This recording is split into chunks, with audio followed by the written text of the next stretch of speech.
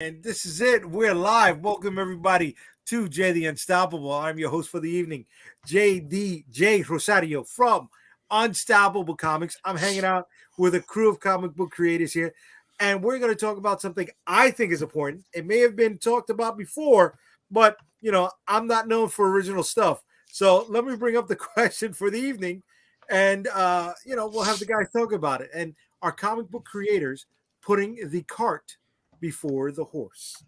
Now let's start from the top. Next to me, JD. Why don't you introduce yourself to everybody out there, brother? How you doing? My name is JD Calderon, the writer and creator of the Oswald Chronicles, currently on Kickstarter, so go check it out. And I'm also the writer and creator of the Tall Tales Online, so go check that out as well. So, just here to spend some time with Jay, Tom, and Carlos. He's not. You know why he doesn't have his camera on, right? Why? Because he still doesn't have his critter toy behind him. Oh He yeah, doesn't want me to see that it's still not set up. I should just run upstairs and just grab it. Just fucking go get it, brother. Just go get it. And below Calderon, joining us for the first time is my man, Carlos. Yeah, I'm here. You want? I am here. And I subtle introduction to the illustrious followers we have this evening, brother. So my name is Carlos Rafael, Champion Comics, and you can find us on championcomicsgroup.com or facebook.com/Champion Comics Group. So pretty easy. My man. And next to Carlos, circle gets a square. It's a rectangle, first of all, sir. It's a rectangle. Yes, sir. Yes, it is. Yes, it is. Everybody knows that I only do these shows to cause trouble, Jay. That's the only reason I'm here. That's what I do. Tom Hutchison, everybody, Big Dog Inc., writer, publisher, editor, or well, I shouldn't say editor, I should say art director, Kickstarter creator, shipping guy, all things. Critter right now is on Kickstarter as we speak. We have just over a week left. If you guys want to get involved in the return of the Critterverse. Nice. And we'll show everybody stuff a little later on tonight. But let's get to the question of the evening. Are comic book creators focusing too much on the shiny baubles that are going to be selling their book and not focusing on the book itself? What do you guys think? No. What? I'm just messing around. Well, I think your question just created like 3 levels of answers. Oh, good. So let's hit those levels. Yeah, I usually go last. No, but I'll say yes generally. Okay. And we can of course expand on all of these answers. Yes, generally, because I see a lot of campaigns now that are like, they get, as people talk about them, I should say, they get excited when they get to the merch. Like, oh my God, and you can get a shirt, and you can get a shot glass, and you can get a coffee mug, and I'm like, wait, go back, because you didn't tell me anything about the book or the story or the art, or like I didn't, somehow I missed all of that. But no, look, you can get a shirt, you can get a thing. So I think there is a weird sort of shifting focus, right? I don't think it's like permeated all of indie comics by any stretch, but I think there is definitely this thought process that merch is somehow the validation of the product within the comic book. I mean, and to some degree, there's some reality in that, because the more your brand can expand through different levels of media, it can attract different eyeballs. But again, some of these guys only have a couple of issues out, 2 or 3 issues in a lot of cases. They haven't really made the book anything that someone wants a coffee mug of yet, outside of just like a cool piece of art that happens to be done by a cool artist. Obviously, people just collect art. But so, yeah, I have seen a touch of that. And I mean, as a consumer myself, it's not for me. It takes a little more for me to want your merch than it is for your book. Okay. All right. Carlos, what do you think, man? For me, it's been kind of up and down. So when I first started, my first few Kickstarters, way too much of that shit. So there was t-shirts, there was pins, there was what do you call the stickers? So there was posters. So there was all of that crap that ended up eating into the total goal. Because then I ended up, after all the excitement and you did it, you made it, then all of a sudden it's like the count, and it's like, oh crap, man. Right. This costs money to send out. And then of course I had the t-shirts, so it's not the same box, so it's a bigger box, so that meant even more shipping. And then when you're first getting into this whole thing, you're bound to fuck up with what you should be charging for shipping. So yeah, I think it's like the first two Kickstarters were just nightmares for that. So after that, I really cut down on it to where it wasn't anything outside of the comic that I was offering. But basically, I was offering that, and I was offering some of the back issues, as well as what did I offer? And the mini EP, the comic that if the person backed it, we made it. It was almost like an on-demand comic, and that actually worked out for a couple campaigns. But to me, that was really the only thing. After the experience of the first couple, where it just costs so much to keep up, and then we circle back to the latest one with the Black Dahlia campaign. I did t-shirts, pens, pins, that kind of stuff was offered, and it did okay. So it's one of those things where, okay, so moving forward, probably not, Right. maybe, but it didn't really resonate as much. I did it because I'm like, let's try it. I see you and your campaign, to be honest, and a few others offering those types of baubles, and yeah, I was like, okay, it seems to be doing pretty good. Or Carissa, she's like the queen of offering things on the side, and so yeah, I decided, let me try it, but it was okay. So it's really hard to answer the question, other than, if for me, I'm probably guilty of that if you include variant covers in it. So if variants are baubles as well, then yes, I am still learning to cut back, but it's very difficult because a lot of my money makers have come from those variant Yeah, covers. variants aren't. That's normal. That's normal Yeah. stuff. That's normal stuff. I mean, that's the reality. I mean, I like that Jay, his campaign right now only has you only have one cover, right? One cover. Yeah, I know. I only got one Yeah. cover. But look what you're doing with it. Like, you're doing great with one freaking cover, dude. I mean, that's really fantastic. I think I'm doing okay. Yeah.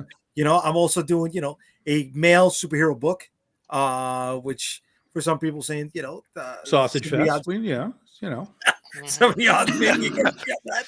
Yeah, but Carlos brought up something there that I wanna ask you guys. And do you think it is a case of so many new people see other campaigns while they're doing research and say, oh, maybe I need to have this up there to compete as well, or do you think it's something of they may not be fully confident in the book itself and need that reinforcement? I think it's more the research. I think it's more they're Mhm. seeing successful campaigns doing those types of things. Okay. Like if you were to go look at Brian Polito's campaign, and he does shirts and all kinds of stuff in there, and you're like, oh, well, look at that. But he's doing that because of way more reasons than, just I mean, he's created literally a brand. He is Right. a Marvel, a DC, an Image within himself. Whereas the rest of us are all just sort of like indie dudes Yeah. sitting at home going, buy my comic, man. Right. So it's a little different, but I think that, but in fairness, there are a lot of other guys that have been little indie guys that have grown themselves upwards and do a lot of merch stuff. Like I know Dan Mendoza does stuff with like body pillows and things like that, right? But a lot of that is all sort of, it's a culture base that those guys have built for themselves, and the culture wants that stuff. So if you want to tap into those merch options, you got to have a fan base that cares about those merch options.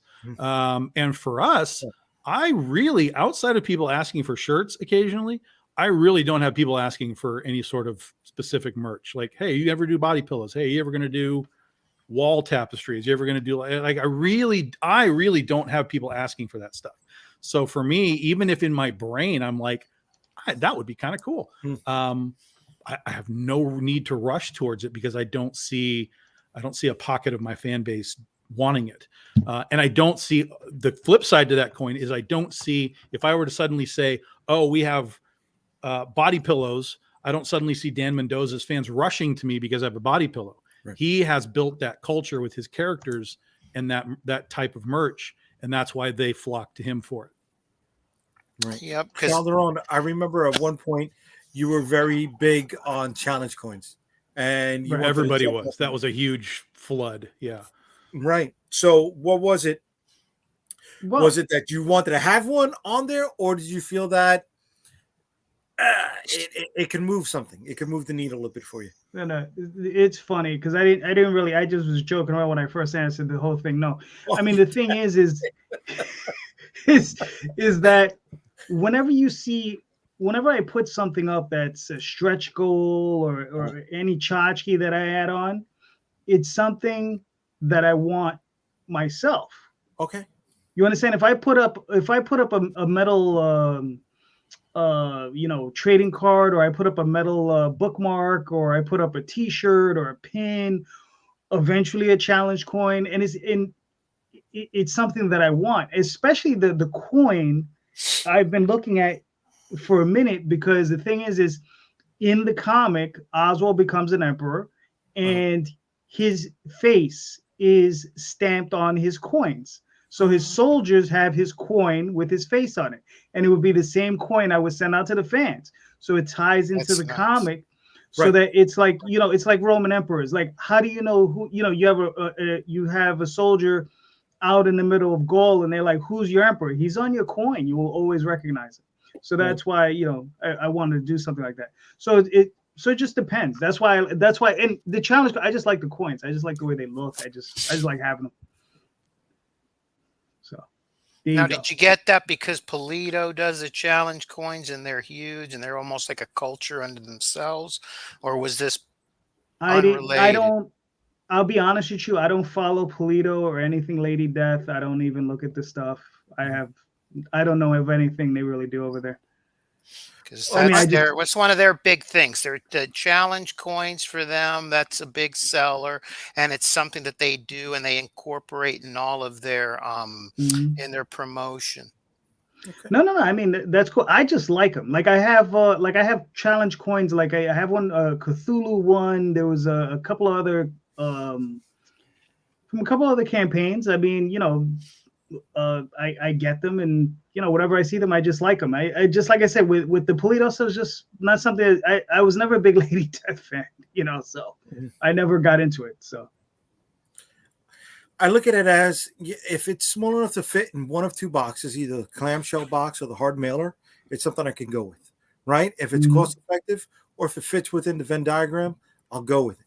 But I also try to factor in, what can I bring to a convention as well, right? So yes, I did do shot glasses. That's one of the things I went into.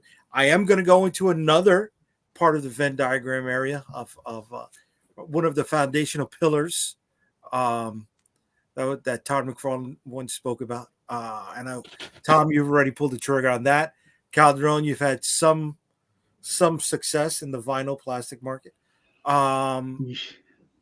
But yeah, when it comes to something that is that is too awkward to fit or ship into one of two different boxes, something I'm really going to stay away from, right? Mhm. I do try to do shirts, but I see people going walls to the wall with stuff that I don't think is cost effective, right? Yet, you know what? Charlie Stickney on his last campaign, Calderon, I don't know if you remember when he was on your show, I was laughing Mhm. about this. One of his extras was a small paper napkin with a stamp from the bar that was in his Right. book. Yeah, I That's remember. simple, Yeah.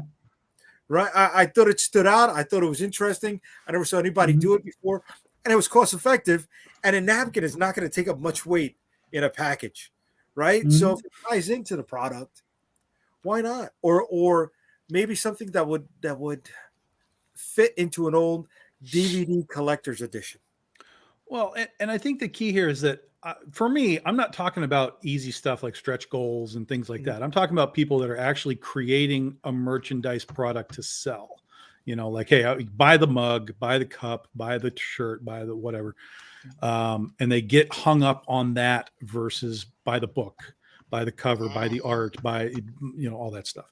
And there's value in that because if someone's going to walk around like a Comic-Con with your shirt on, there's Right. value in that. That's advertising for yourself. So I'm not poo-pooing it like in the sense of like, don't do it, guys.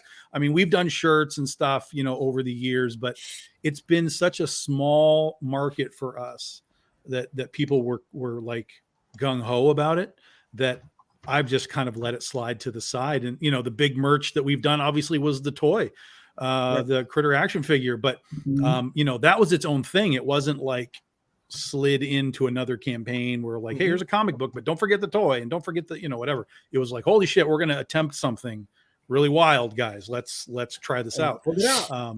And it was good. The exception to the rule have been these things, these little like acrylic standee things, which have become pretty popular in a lot of campaigns. These are fun. They are super cost effective. They are not expensive in the least, at least if you're doing like 100 pieces or something. They're very easy to ship, and people like them. For us, we don't usually sell them. They're usually part of a package thing. Like if you buy a mystery box, you get one. So that's Mhm. kind of an even bigger bonus for the buyer. They're like, oh, I get a thing as in addition to my comics. So that kind of stuff I think is cool, and people have responded to those for sure. So I think a lot of it is trial and error. And listen, if you put shirts on your campaign or mugs or whatever, and people flock to it, good on you, man. Milk that market for as much as you can. Again, I'm not telling you not to do it. I'm just saying that I think there's a point in your history where you reach a level of, hey, what if I made a coffee mug? And people go, yeah, that's legitimate. I would like that because I've followed you for so long and I know what this book is. But there's so many people that have been doing this for like a year or two. And I'm like, your brand is not even a brand yet. It's just like a few issues of a book. So again, outside of like, hey, I have a J. Scott Campbell piece of art I want to put on everything. Damn right you do, because that cost you a fortune. But right. yeah, but beyond that, it's like I would keep it tight as you can. Keep it easy for yourself. Like you're talking about shipping and all that stuff. Keep it as simple as you can and focus on getting the book out as fast as you can and build your brand. And look, I'm not, dumping on it either. But what I really want to ask is, are people spending too much money on that as opposed to the book that they're making? Should they have spent money on better collaborators on the book, whether it's interior or cover art, instead of spending the extra money on the shot glasses or the mugs or the t-shirts? Because those are expensive to print up, whether it's in bulk or print on demand, guys, right? um should they focus on one over the other? Well, I I know think so. it. Yeah, it's the reason why I haven't even done the challenge coin yet, is because I'm spending all my money on artwork, Okay. right? So I mean, that's basically where I mean, like 95% of the cash goes to, you know. Okay. So I mean, I think you need to focus on doing your book, because in the end, that's the most important thing you're producing. Okay. Yep, I agree, because I went and did the whole for this last one. I got the shirt with Lola on it. She was created pretty much for the whole, what is it, not safe for work. And I spent money creating 3 covers that were like that. Mhm. And I could have taken that money and spun it into something else. So they didn't do as well as I thought they were going to do. In the total percentage of it, it was maybe 10% of our backer intake that we got. But but I spent what, about 150 each times 3. So that could have gone towards more art, or just I could have skipped it. That Right, 10, well, I I could have see made that. up I that see that. 10% somewhere else. So yeah, so but I was kind of like, let's experiment. Let's see. It's a Okay. new property. It's a female character, because everybody kept telling me female character, man. Good luck with that. And we did Someone it. was telling you not to do a girl. Yeah, So all of because their girls opinions from don't here on, sell. yeah. So all of their opinions from here on out are negated. Like, that's over. You need to just cross off that path. That person, yes. Because we made it, we ended, not only did we make it, it was one of my most successful Yeah, Kickstarters. And when a brand new female character, it's not like I said, this was brand Yeah. spanking new, and I won't be listening to any of them. Yeah, that's a life So- hack. This is what I'm telling this other guy who's doing this. He's doing. I guess I shouldn't talk about it. He's doing a book. How do I say this? He's doing a book with a bunch of guy characters, which is fine. And we're like, oh, that looks really cool, dude. Like, that's awesome. We love this concept. Where's the girl? And he's like, well, no, it's just these guys. And we're like, no. You don't understand. You have something here that if you drop a girl into this concept, you are going to make a lot of money.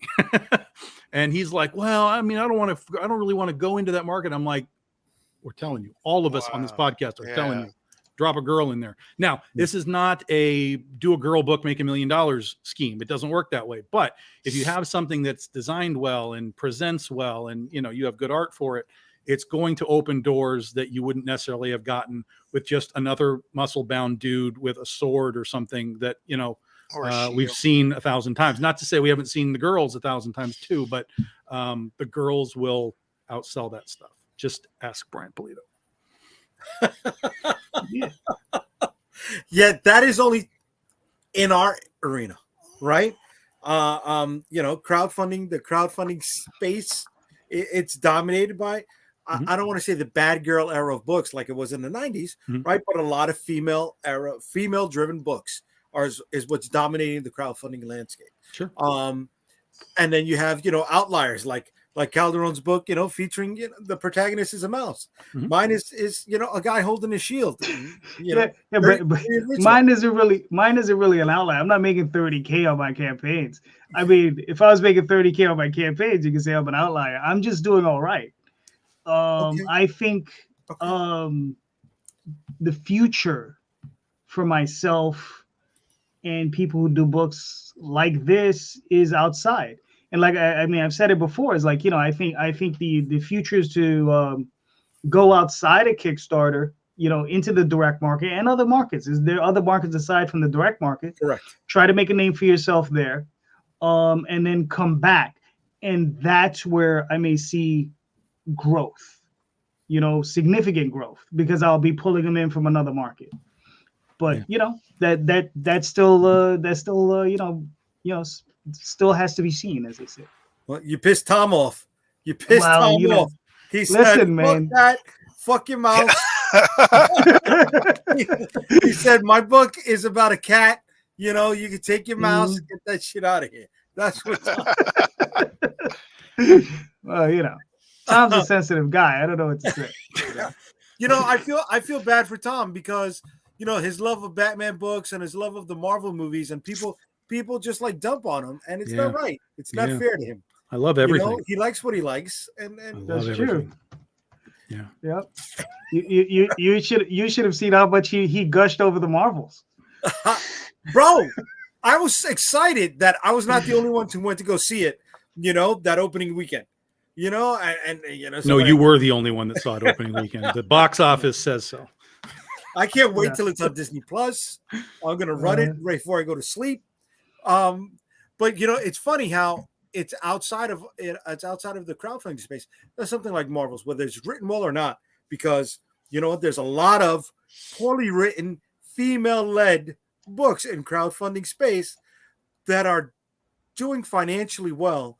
But when you open up those pages, it's like this is a shit story. Yet some of these people are out there saying the same thing about the Marvel's books, right? When the product they've brought out is pretty much like It's not that good. Yeah. The thing is, and this is what I've said about people don't want to listen. Everybody's 5 years behind me, guys. So I want you to tag this right now and come back to it in 5 years.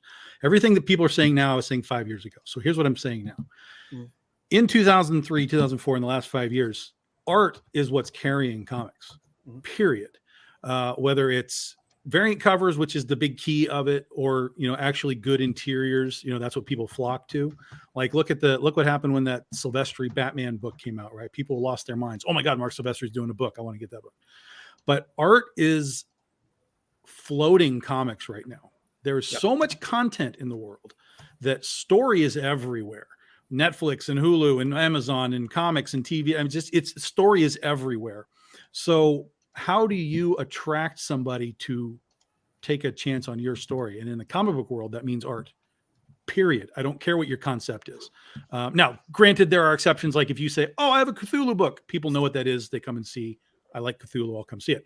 But barring that, you need to have some significant artistic hook that people will look at it and go, that looks awesome on whatever IP it is. Like even JD's, while he doesn't do the girl stuff, he's got perfect art for his essentially animated characters, right?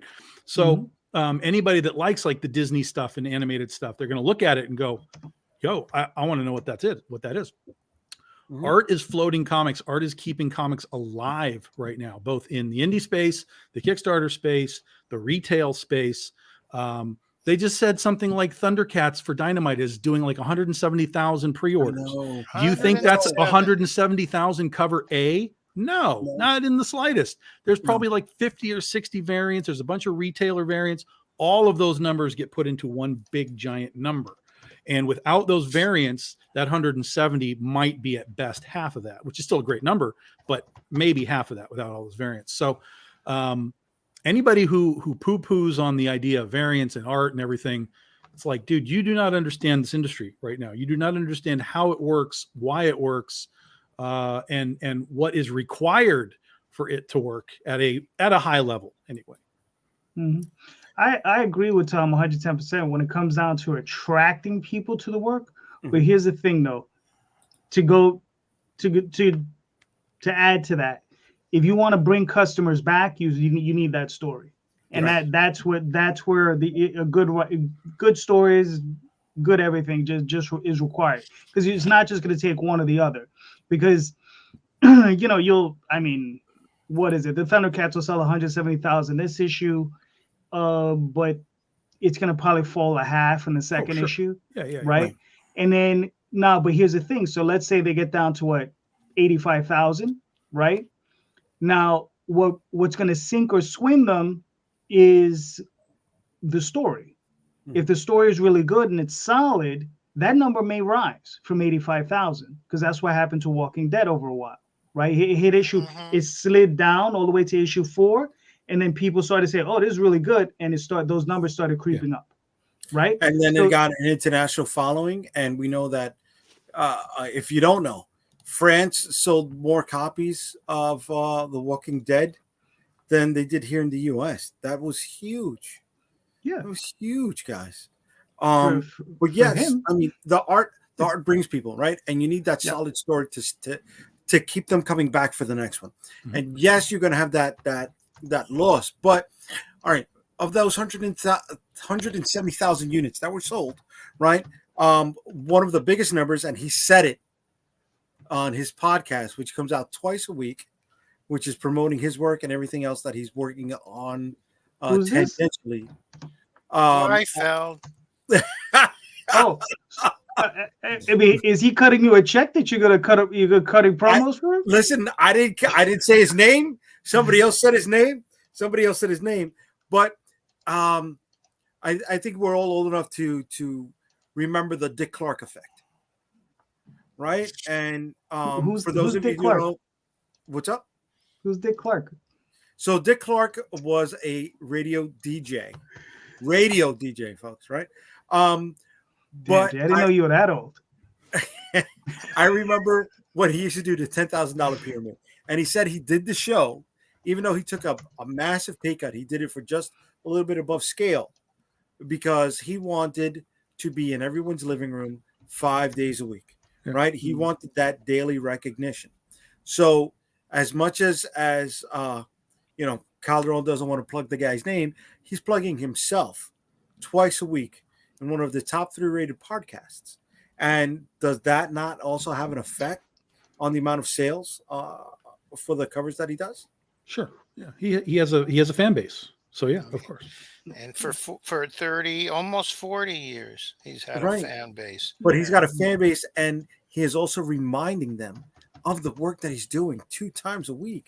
How many of us are more doing than that? He's constant. He's a self-promoting machine, and he added 70,000 from the moment he dropped. So the initial orders for Thundercats was 100,000. When they announced his cover, they added 70,000 copies or 70,000 orders, because there's a difference.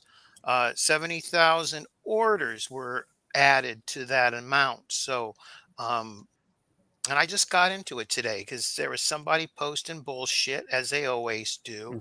And I got into, someone had to straighten them out, saying this didn't just happen. It's not just he promotes himself, and they're like, yeah, he's the basically the thing was they were spinning it negative that the dude's a self-promoter. And I'm like, this industry is a business. Yeah. Who is why it, right? wouldn't well, like him that? Like him or not, there's something we can learn from him because he's out there spreading his name out and spreading the work out, right? And one of the people that's putting the work out there on a regular basis, showing up on not only his own podcast, but someone like little old me is Mr. Calderon here with his latest book. I was there and I remember. Right? I was there and I remember, yeah. Issues 1 through 6. And you got 8 days to go. Yes. You're over $2,000. You've got how many covers in the book? 2. There's 2 books. So it's issues 5 and 6 are the 2 new ones. But obviously all of the prior issues are available, 1 through 4. And there's 2 covers for each book. So we do the A and B cover. And that's pretty much it. So these 2 covers over here are for different issues or the same? That's for the same issue. That's for issue 5. That's Jade Gonzalez. And this is Mannix Francisco. On the inside, yeah. And then Jade Gonzalez on the interiors. And then this is for issue 6. This is Jade Gonzalez on the cover. And this is his name is underneath it. This is way to go, Diego Toro. Diego Toro. Way to go, buddy. Somebody. I know. Forgetting. Listen, bro.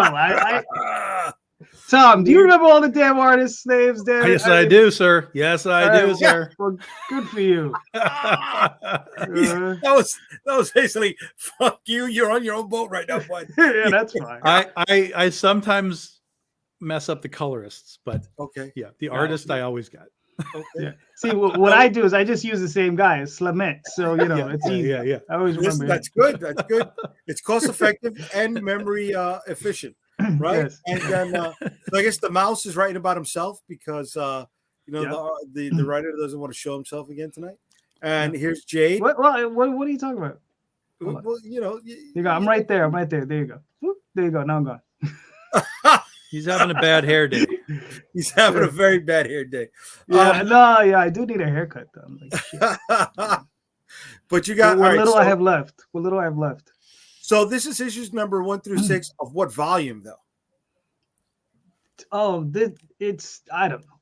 I sent, you know, what's funny is I've gotten to a point where I send out a checklist with every time I send out a package of books, I send out a checklist, and it's a list of all the various stories so people will know in what order to read them in. You could just So put a it's- number on it. That would be for me because I always ask JD this every fucking time. Yeah, he's Do like, I put a have number on it. this already? And Yep. and it kind of goes to my other thing that I was going to ask you. So, because I already have 1 through 3. So, is there a package to get a tier to get 5 and 6? Yeah. You can just get 5 and 6 by itself, of course. Okay. Yeah, just Yeah. 5 and 6. But over here we got then and now level for $40, and that gets Right. you. So what I'm doing with that level is so you can buy the current campaign as well as the prior campaigns books. Okay, So if you missed the prior campaign, you can pick up both campaigns at the same time. there you go. And then you got the ultimate PDF level, which is jam fucking packed. Yeah, that's a big one. I mean, it's I charge $45 for it, but there's 1,500 pages worth of stuff on there. God You know, damn. yeah. So I mean, you know, I got people they buy that one. I probably sell, I don't know, anywhere from 5 to 10 of them per campaign. So Nice. And then the ultimate book level for 4 bones yep. would be, You know, I don't always get a bite on it, but when I do, it's good. but you got a nice bite here on the $100 pledge. Yep. You know, so not bad. You get some bites on the higher ones. That helps move that needle, baby. That's what that's all about, right? Yeah. You know, I mean, listen, I got another 8 days. And what's funny is I've only done one update on this. I've only done one. So it's like I haven't been hammering it. And I think over the next few days I will be. So Hey, we'll see if I can get it. I'm doing updates on the newsletter, on the backer kit mail program, on the Kickstarter itself, on previous Kickstarters. Oh, you've been on it. You've been on it. I get about 2 or 3 of yours every day in my email. We're hustling. We're hustling. We're hustling, bro. We're hustling. I get that reminder constantly. Mhm. That's Carlos's way of telling you, oh, go fuck yourself.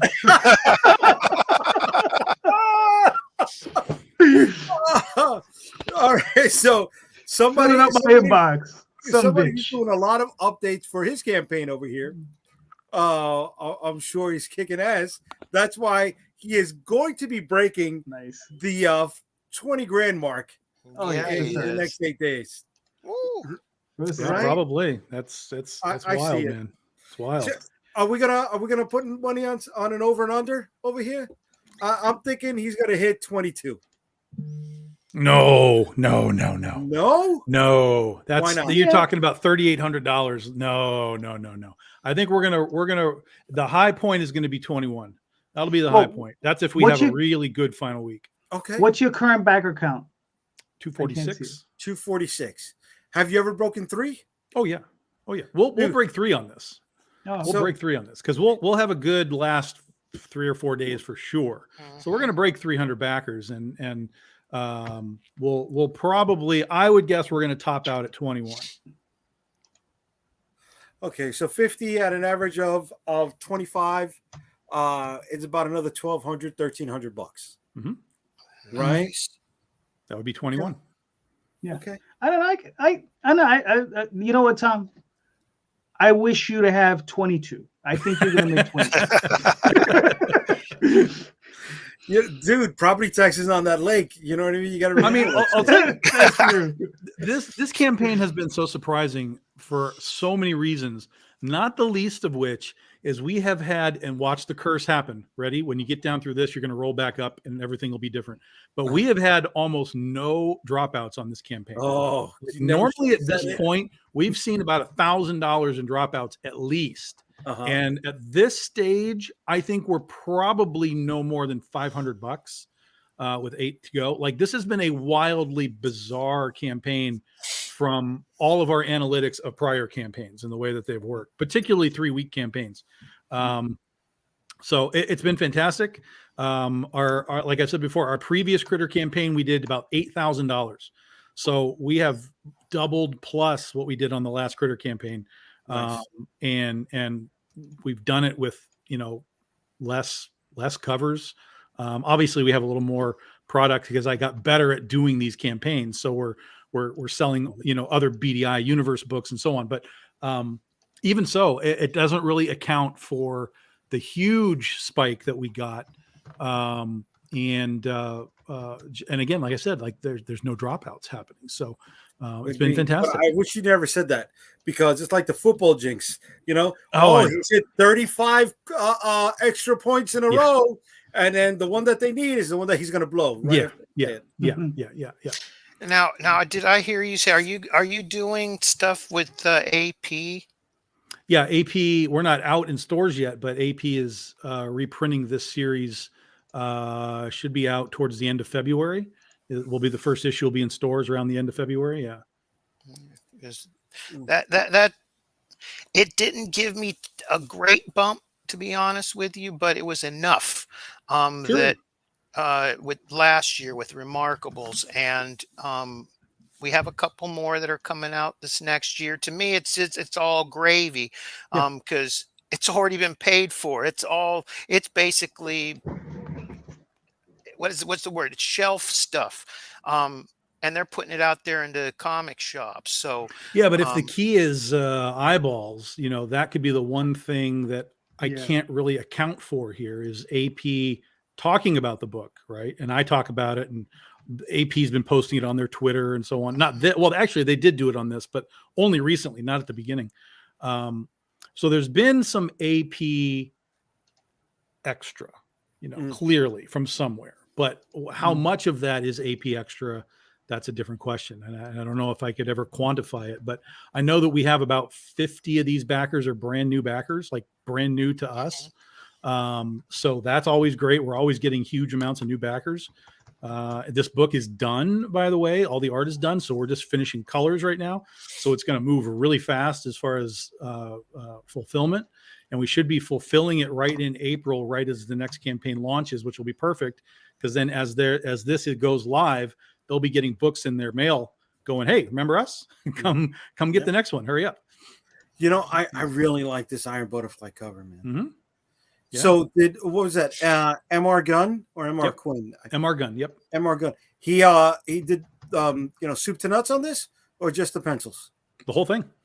Nice. Dude. Yeah, he does the whole thing. Nice, man.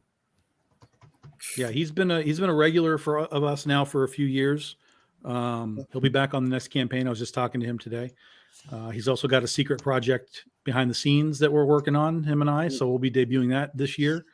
So out of all your themed covers, right? The spears, the cat ears, the Warlord of Mars cover, did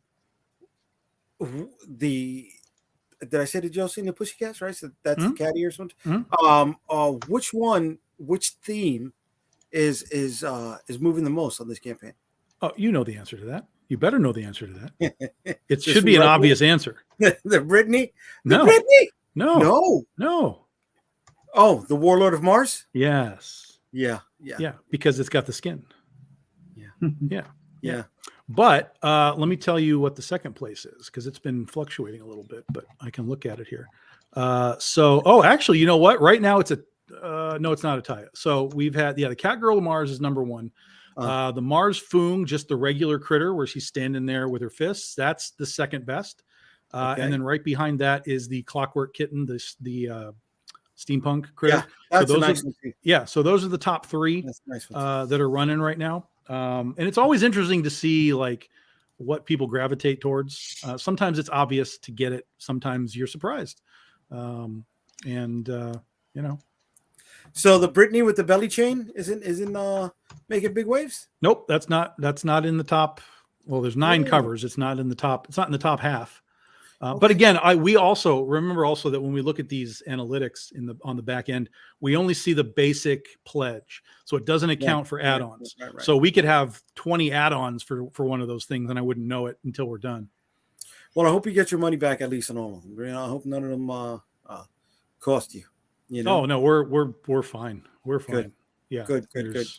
Carl is the high point of our budget on this. That's the Catgirl of Mars. It wasn't anything that broke the bank. So we're in great shape.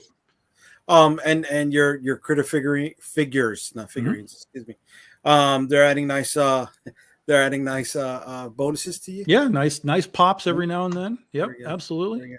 Absolutely. It's funny. I'm focusing on that with the title of tonight's conversation, right? But I mean, you said it. This was focused on its own campaign, so it wasn't like you were using the campaign to raise the money for this, also. Right. And we waited 13 years to do figures. Like, it wasn't like year 2, hey, let's make action figures. Like we built the Critter brand, the Big Dog brand over a period of time, and we did the Critter figures because we wanted to try and change the perception of the company from, to show its ability to be somewhere else without sort of forcing it out there. So, and it did exactly what we wanted it to do. So, even now, have you done any conventions yet with the figures or no? Only a couple late last year. We only had a couple because we just were in the middle of fulfilling as we wrapped up the end of the year. But we sold a bunch at cons, and again, that was the end of the year. So once we get into like the spring summer cons, people will be ready for them. Yeah, Nice. And we don't have a ton left. I mean, we sold a lot on the campaign, so it's not like we were sitting on another 1,000 figures or anything.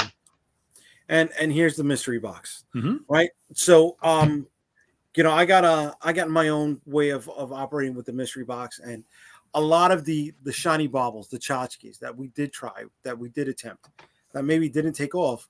Those are things that I usually stick into my mystery boxes when we do conventions, because at least people are still getting something for it. I'm still getting some money off of it. If it's not 100% of what I'm looking for, then it is at least something. Right. And in a mystery box, the sum is greater than the whole of its parts. Yeah, I mean, we always like to make our mystery boxes so you're getting something guaranteed. So you're guaranteed that cover, that Keith Garvey cover, and you're guaranteed that acrylic standee. That's 100% guaranteed, and then everything else will be the mystery, like which variant covers am I getting from which different titles and so on. Yep, this year I'm doing it because another buddy of mine has been doing the mystery boxes to great success, and then Jay's been doing them, and it seems to be working for him. So this year, 2024, Mystery boxes, I will be doing great. the mystery boxes for the first time. Yeah, dude, they kick butt for me when I do conventions, man. People love to gamble, and that mystery box, satiates that appetite. Here we go, and then we got the metal cards, holofoil cards, Metal and foil. So those are covers. So you can turn. Oh, I'm sorry, these are yeah. the covers. Yeah, you can turn okay. any of your covers into metal or foil if you want to. Whatever Very you nice. like. If you like the fancy stuff, you can pick your own fancy stuff, and then you just dive into the BDI universe. All of our There we go. back Your issues Hazard, and trade paperbacks Mine. and different things that you can get to for when. So you're ready for when we do more Ursa Minor. You'll know what the hell's going on. You can get that first. Was volume. Ursa Minor the one that was a collab with Dynamite or no? No, that was Bad Kitty that I did their thing for Bad Kitty. Okay. Yeah. Gotcha. Okay. Yep. Those things do so good. That was probably my number one as far as was the metal covers. Man, they did well for me. They've done well in the past, but it was always because of the fact that I isolated it to the Jason Metcalf covers. But this time I did like you did, where I made all the covers available in metal, and people ate that up, and I had like $120, $130, some kind of crazy tier, and people actually went for it. Well, people were getting mad at me in the past campaigns because I would pick like 2 or 3 to make foil and metal, and they'd be like, well, I want that one, I want that one, I want that one. I'm like, okay, fine, we're just gonna open the door. You can get whatever you want, because we make all that stuff to order. So with just a small minimum. So they're usually very, very limited, and people like that. Yep. All right, Tom. Moment of truth. Did you hit the extra point? We're back to 15,000. Did you? Oh, shut up, man. All right. Well, listen, you didn't lose anybody. So that's a plus, right? That's a plus. Excellent. Yeah. Right? We held. Yeah, we're fine. And the Like, campaign. damn it, went on JD's show and look what happened. Never going to sit with that motherfucker again. Fuck that. Man. Well, you know, the one campaign out of the 3 tonight that doesn't need help, folks, is this bad boy right here, Mr. Single Cover himself. This is my book here, Shield of the Interceptor. We got 21 days left. You know, I'm doing the longer campaign than the guys. I'm going 4 weeks as opposed to the 3. This here is our Francesco Tomaselli cover. Francesco's done work on Transformers, King Spawn, Power Rangers, Green Lantern, Superman, Darkwing Duck, and a few others. So yeah, so we you know, we put all the kittens in the basket on this one. I like it. We have here our gift for returning backers. So that's going to be a Holochrome trading card. And then we've unlocked stretch goal number 1. We are less than $200 away from unlocking stretch goal number 2. For anybody else who's interested, you can pick up issues 1, 2, 3, 4. The first appearance of the Interceptor in the Storm Chasers, issue number 5. The origin story of the Interceptor in Unstoppable Origins number 1. And then we've got our character guides, kind of like the old Marvel Universe Handbook or DC's Who's Who. You get a little bit more information on some of the characters, what their powers are, you know, their power sets, stuff like that. Here we go with some of the interior pages from artist Andres Barrero. He did issues number 3 and 4. All right. Here's our creative team. Myself, Andres, Champe, the colorist, my wife, the letterer, Francesco, the cover artist. Trading cards is a big thing for me. I love doing trading cards of stretch goals. And we've had a lot of campaigns and a lot of stretch goals hit. So if you were not part of any of the other previous campaigns, you can pick up all of the trading cards in one set, either its own reward or as an add-on to another one. So that includes all 4 current Holochrome trading cards, plus the special free 24-hour Holochrome card that is not here. So I got to update that. For those of you who are looking on space, you know, I'm not as to save on space. I'm not as cost effective as Calderon with 1,500 pages at $45. You fucking lowballing son of a bitch. But I've got about 28, 29 books here at $3 a pop. That's almost $30, but for $60, excuse me, that's almost $90. But for $60, you can get the entire digital catalog. And then we've got our t-shirt. So there are either an add-on to any reward that you want, or you can pick up the t-shirts right on out. So that's it for me. Hopefully I hit the extra point by the time I get to the back to the top. All right. Nobody bounced. Well, I give my spiel on that. We got 21 days left, folks. And if you got the time, click the video. It's a nice little animatic sequence to start this bad boy off. Man. Yeah. So if anybody else is still watching us, I appreciate you. And folks, please check out the books. You know what I mean? That's a whole team of seasoned individuals here who have been grinding it out and you know, taking some names, right? I know Carlos is salt really a seasoning? It's salt and seasoning. I'll just say we're just a bunch of salty sons of bitches. That's all, you know. I think I'm more surly than salty, but okay, I'll go with that. I'll go with that. Here we go. We got Indie Comics Network. So tell us what it's about. Which book? Mine, Calderon's? The Shield of the Interrupter. Yeah. Yeah. Shield of the Interceptor is the story of a man who found the shield that was supposed to be paired with the sword Excalibur. Plain and simple, in all the research that I had done, I have never found any information about a shield. I found stuff about a cloak, a dagger, a spear that went with King Arthur, but never a shield. So that allowed me the opportunity to play along the lines of the mythology, but not be bound by its rules. I was able to take a normal everyday person and place them in a superhero setting, but touch upon the mythological elements that are within Avalon and King Arthur or even Midsummer Night's Dream. Superhero stuff, Not trying to reinvent the wheel. It is a male-dominated book, but there are females in there. He gets the Peter Parker complex. You got a topless cover?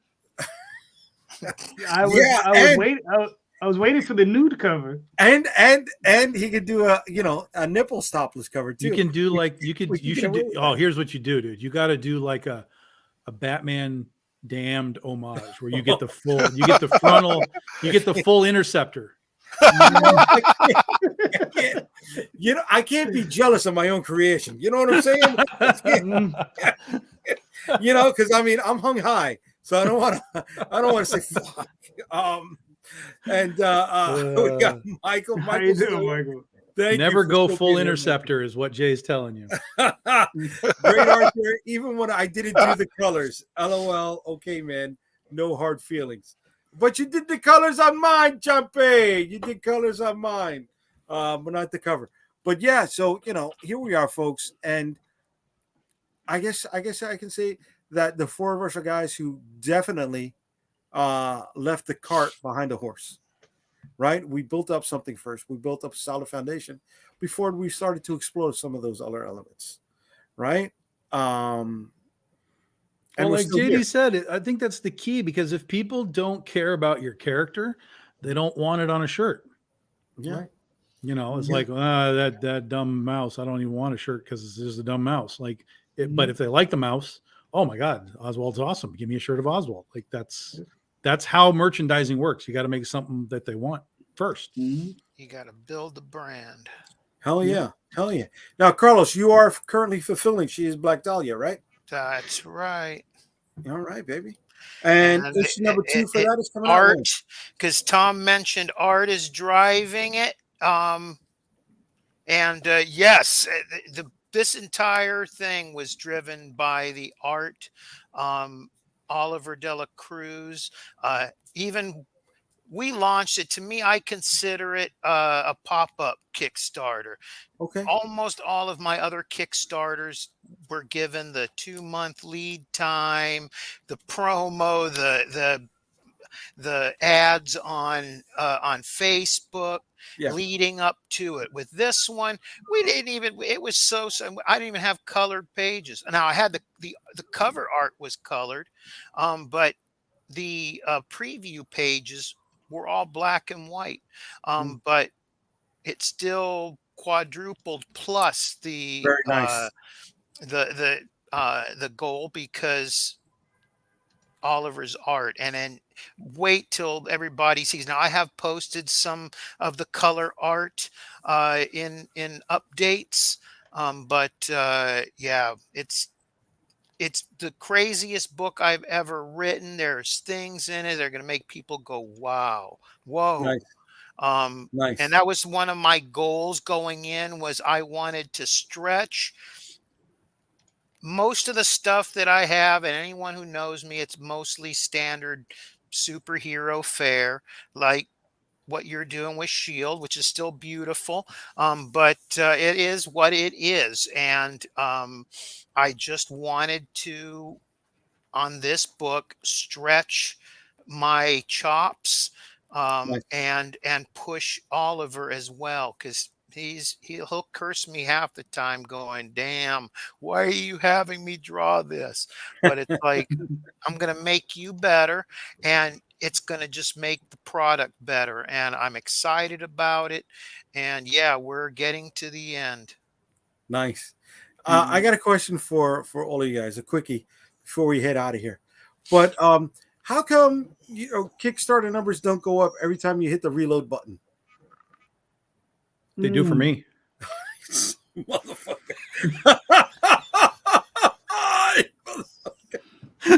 Yeah. That for me, it's the first 48 hours it works like that. But after that, I start to struggle. They don't even go up on their own. I gotta hit the reload. I don't even get to see the numbers trickle up. It's called Kickstarter, not wish fulfillment. It does do it on its own. If you sit there and leave that window open, the screen, and somebody backs, you will see it spin up. So that's for you 5-figure motherfuckers. Okay.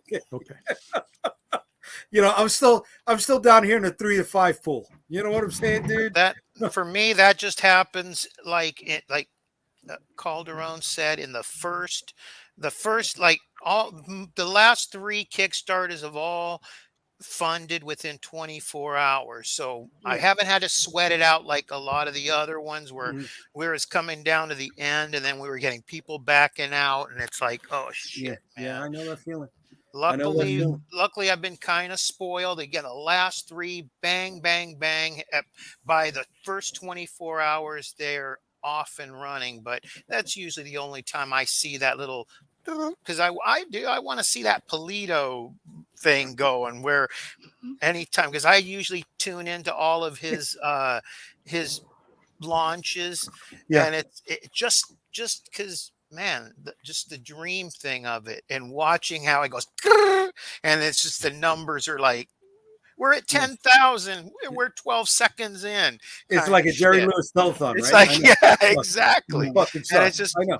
and I know I may never get there. It may take years, or who knows how that's going to shake out. But I like sitting there, just daydreaming, watching it go, and how that works. But and I get a tiny taste, like I said, when I launch and I look. Usually, that's when the movement goes pretty quick, and I'm like, yeah, here we go. And and hopefully, the next one it'll be similar. So, Listen, I get it. I would pay for, Calderon to blow anybody to get those numbers. You know what I'm saying, bro? I mean, I see that as money well spent, right? He's making a couple bucks. I'm getting funded. It's a win-win for everybody. for You know? everybody. I mean, like I said, dude, like you constantly project. I just don't understand. If you feel the need to go out and blow somebody, go do you, bro. I didn't have those experiences. It's like, go do what you gotta do, to raise your money. Go do it. It's fine. It's fine. Just think back on your college days when you had to go do it for beer money. I mean, it's the same thing, It's just now you're just doing comics. That's all. Listen, fine. Colt 45 was expensive. I mean, you got to do what you got to do when you're in college, right? But guys, Colt 45 was never expensive, but okay. It was when Billy D was repping it. They had to charge more to pay his license. I grew up poor. I didn't have a lake entrusted to me by my family. I didn't come from a supermarket chain family. Frozen. You know what, Jay? Do you know what? Uh-huh. There were motherfuckers out on there last night on snowmobiles, and I was really upset about it because it was so loud. Get off my lake. Through the ice. Get off my lake. Did you charge him the tariff? I hate those posts. You see the sunset in the back of the fucking lake. And I'm like, that's not a Hallmark card. You know what I mean? That's actually a fucking back. This fucking guy's thing. Oh my God. But guys, I want to thank you all for joining me tonight. I hope you guys had fun. I hope everybody watching this had fun. Yeah. I hope everybody here makes some good money on their campaigns. And I hope you get to continue making more books. Yes. All right. So before we get out of here, please, Tom, tell everybody where to find you. Big Dog Inc. Basically, wherever you go, we're on Facebook, Instagram, the X. This is the interesting thing, right? I think you guys ever watched The Social Network, the movie The Social Network? Yes. Where they tell him, take away the, just Facebook, right? It's cleaner. But X for me doesn't work. I think he should take the X from Facebook and put it on X. It should be the X, not just X. Elon should put the in front of the X. But we still call it tweets. But it's not Twitter anymore. It's X. I don't care what your tweet is called, but the website should be the X, not just X. It doesn't work for me, Elon. You gotta fix that. The X, the X. It's better. It's better. So we're there. We're on TikTok. We do all those things. Patreon, of course. We have our Patreon members that have a great time watching us do all of our work. So join us there as well. Nice. Carlos, where can they find you, brother? So Instagram at Champion Comics Group. X is Carlos F. Raphael. And then we have championcomicsgroup.com. And then lastly, facebook.com/Champion Comics Group. So pretty easy. And Nice. thank you for having Thanks, me. brother. Thank you for being here. Calderon, where can they find you, kid? Most places just under JD Calderon, and most importantly, the Oswald Chronicles, currently on Kickstarter. Most important place to find me, that's where you go. And tomorrow night, I'll be on with this guy again on Indie Comics Explained, and we'll be on there with another fantastic group of independent comic book creators. You know, And I'll be watching from my job, man, trying to get a few licks in there. there you go. gotcha. And this is where you can find me. And it's still Twitter to me because that is the web header you got to type in. You can't type in just X to get to the website. So yeah, thank you all for being here, and thank you everyone who stuck around and for your comments. I appreciate it. Have a good night, everybody. Good night, everybody.